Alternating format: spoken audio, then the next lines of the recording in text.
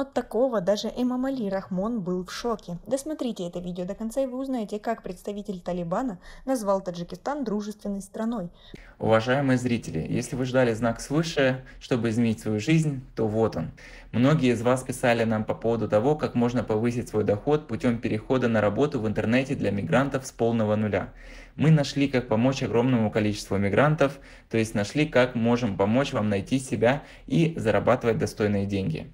Для того, чтобы попробовать себя в работе онлайн, при этом ничем не рискуя и не уходя с текущей работы, оставьте свои данные по Google форме ниже под видео, и мы с вами свяжемся. Помощь от мигранта для мигрантов. Мой опыт уже более 10 лет заработка в интернете. Попробуйте, только вы можете повернуть свою жизнь в лучшую сторону. Мы предлагаем вам консультацию, которая абсолютно бесплатная. Работа подходит для любого человека, любого возраста и пола. Единственное условие – это иметь ноутбук или смартфон. И самое главное – желание развиваться и зарабатывать. Переходите по ссылке ниже. После мы созвонимся по скайпу или другому мессенджеру, и я вам помогу увеличить ваш заработок. Подписывайтесь на наши обновления, чтобы всегда оставаться в курсе событий. Контролирующие свыше 70% границы с Таджикистаном гарантируют обеспечение безопасности и невмешательства. В будущем мы не допустим возникновения угрозы опасности со стороны Афганистана, Узбекистану или другим странам Центральной Азии. При этом процент контролируемой территории может вырасти. Об этом заявил представитель движения Забиула Муджахед. Мы подтверждаем это. Оккупировали даже более 70% границы с Таджикистаном. У нас будут хорошие отношения с нашей дружественной страной Таджикистаном. Теплые и искренние отношения будут служить стабильности обеих стран. Хочу особо подчеркнуть, в будущем на афганской земле мы не допустим существования радикально настроенных групп и организаций. На границе будет установлена безопасность, и никакого вмешательства не произойдет, сказал Муджахед. По его словам, процент территорий, которые контролируют, может повыситься. Вчера вечером большую территорию в провинции Бадахшан и те, кто выступал от правительства Кабула на границе, бежали оттуда, и в итоге территория перешла под наш контроль, пояснил собеседник. Они не могут взять под свой контроль эти области. У нас есть регулярные силы по всем направлениям территорий, которые находятся в нашем распоряжении. Сначала они не могли сопротивляться, а теперь уже ничего не могут. Лучше идти по пути диалога, а оставшиеся проблемы решать на переговорах, сказал он. Как вы относитесь к таким словам? Свои ответы напишите нам, пожалуйста, в комментарии.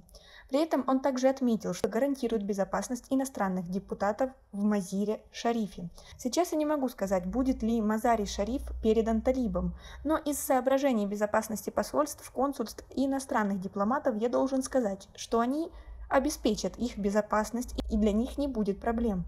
Мы на связи со странами, у которых есть посольство и консульство в Мазари-Шарифе. Они нам доверяют, сказал Муджахед. Он также обвинил афганское правительство в том, что оно несерьезно относится к переговорам. Переговоры проходят в Катаре, но другая сторона, афганское правительство, несерьезно относится к переговорам и не хочет, чтобы они продолжались. Наша переговорная группа находится в Катаре, и мы ждем, чтобы они приехали и поговорили. К сожалению, 4 или 5 человек с другой стороны присутствовали, а остальная часть их переговорной группы находилась в Кабуле или где-то еще и не приехала провести переговоры, хотя они несколько раз обещали принять участие в переговорах. Они не приехали, но переговоры начались уже 2-3 дня, отметил собеседник. Готовы рассмотреть предложение о межафганских переговорах в Москве, если оно поступит, заявил Муджахед. Официальных предложений по этому поводу пока не поступало. Если мы получим официальное предложение, мы его рассмотрим, сказал он. В Афганистане идет противостояние правительственных сил с боевиками радикального движения, которые овладели значительными территориями в сельских районах и развернули наступление на крупные города. Нестабильность в Афганистане нарастает на фоне обещания администрации США до 11 сентября закончить в полной координации с союзниками вывод своих войск с афганской земли. В 2020 году Вашингтон и представители Талибана подписали в Дохе первое более чем за 18 лет войны соглашение о мире. Оно предусматривает вывод иностранных войск из Афганистана за 14 месяцев и начало межафганского диалога после обмена пленными. Как вы относитесь к такой ситуации? Свои ответы напишите нам, пожалуйста, в комментарии. У нас пока на этом все. Оцените наше видео подпиской и лайком. До скорой встречи!